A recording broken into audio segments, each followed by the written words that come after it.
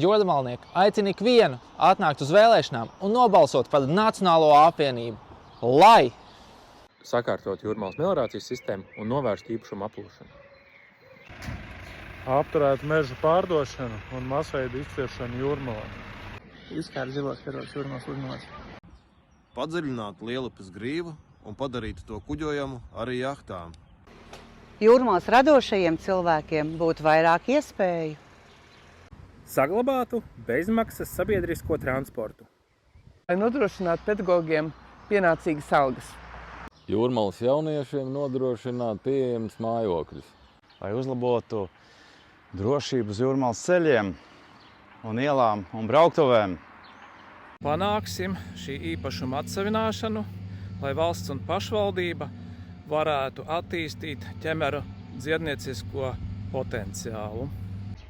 Lai attīstītu sporta infrastruktūru Jūrmalā. Jūrmala būtu jaunajām ģimenēm visdraudzīgākā pilsēta. Lai dotu sakaru operatoriem iespēju sakārtot tīkla pārklājumu. Veicināt daudzdzīvokļu māju siltināšanu, kas Kauguros ir katastrofāli zemā līmenī. Beidzot salabot Jūrmalas ielas.